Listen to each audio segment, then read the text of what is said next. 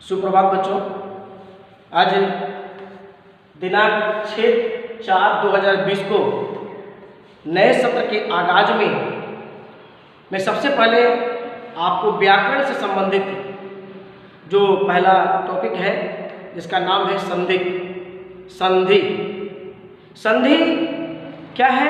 इसका परिभाषा होता है कि दो या दो से अधिक वर्णों के संयोग से जो विकार उत्पन्न होता है।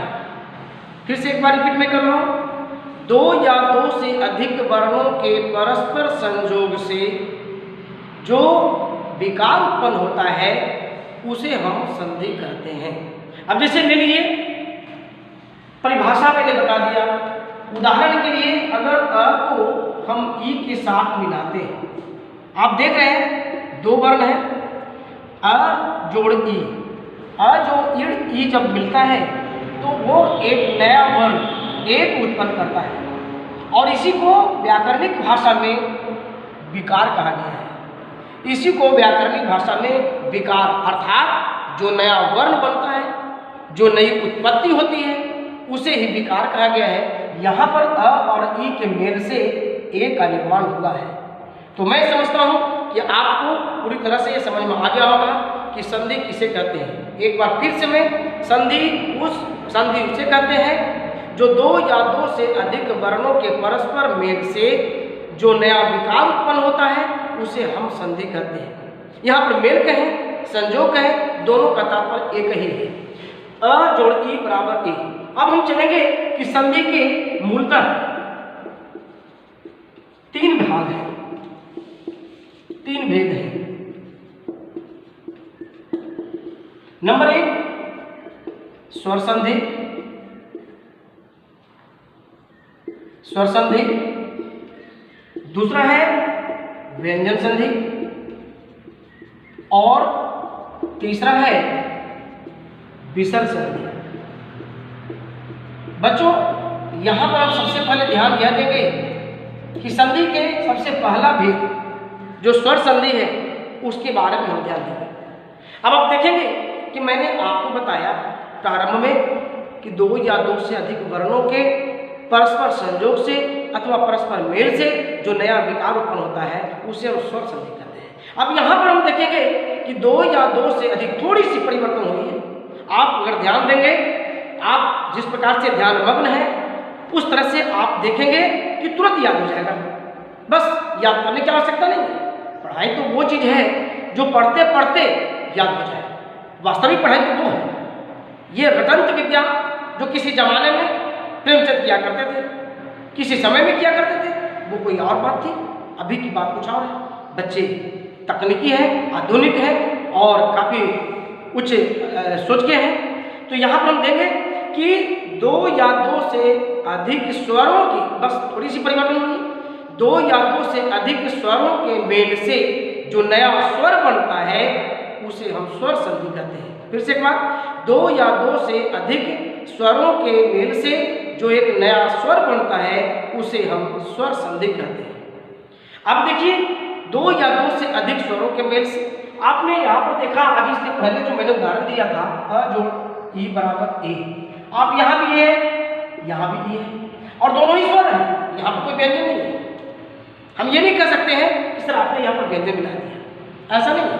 जहाँ पर दोनों ही स्वर हैं, एक और अन्य उदाहरण के रूप में हम दे सकते हैं, जैसे जोड़ उ बराबर ओ का निर्माण होता है। आप देखिएगा ओ का निर्माण होता है।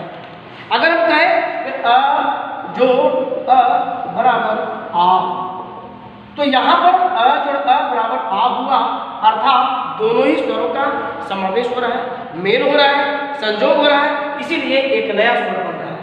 उसी ही हम स्वर संधि कहते हैं। दो या दो से अधिक स्वरों के मिलने से जो नया स्वर बनता है उसे हम स्वर संधि कहते हैं। अब हम आते हैं, स्वर संधि के भी 5 भेद होते हैं। यहाँ पर देखेंगे 5 भेद होते हैं स्वर संधि। कौन कौन है? नंबर 1 दीर्घ संधि,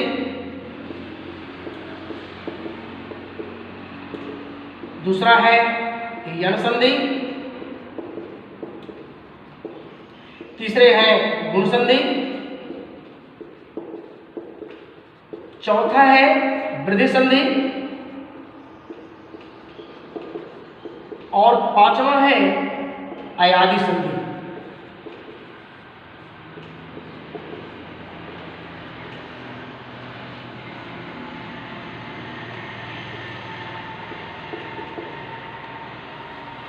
अब सबसे पहले हम देखेंगे दीर्घ संधि की चर्चा करेंगे। दीर्घ दीर्घ मतलब ये होता है कि 2 मात्रे वाले 3 मात्रा वाले, अर्थात अब हमने थोड़ा सा देंगे, प्रारंभ से चलेंगे, नीचे आएंगे। स्वर संधि के संधि को बताया, स्वर संधि को बताया। अब स्वर संधि से दीर्घ संधि में थोड़ी सी परिवर्तन हुई है, और वह परिवर्तन है जब दो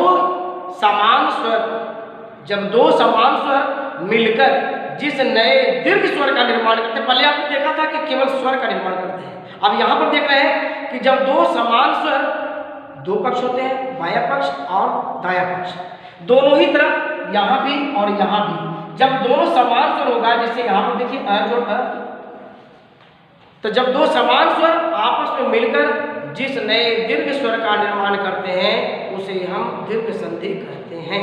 फिर से एक बार, जब 2 समान स्वर आपस में मिलकर जिस नए दीर्घ स्वर का निर्माण करते हैं उसे हम दीर्घ संधि कहते हैं। अब हम यहां पर देखेंगे कि दीर्घ संधि, मैं इसे निकालना चाहता हूं। अब दीर्घ संधि में भी कैसे कैसे मिलते हैं हम, इसको ध्यान देना जरूरी है, आवश्यक है।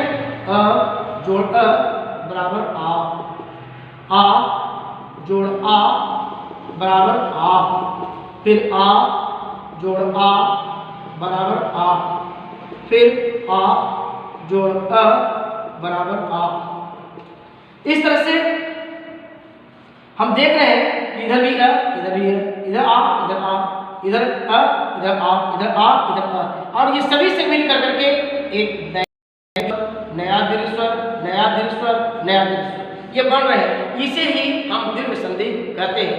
ये इतना ही नहीं, बल्कि उसी प्रकार से ई जोड़ ई बराबर दीर्घ ई, दीर्घ ई जोड़ दीर्घ ई बराबर दीर्घ ई, दीर्घ ई जोड़ हर्ष ई बराबर दीर्घ ई, हर्ष ई जोड़ दीर्घ ई बराबर दीर्घ ई। इस प्रकार से हम देख रहे हैं कि जब दोनों समान स्वर आपस में मिल रहा है तो एक नए दीर्घ स्वर का निर्माण कर रहा है। जिस तरह से अ में देखा, ई में देखा, उसी प्रकार से उ में भी होता है।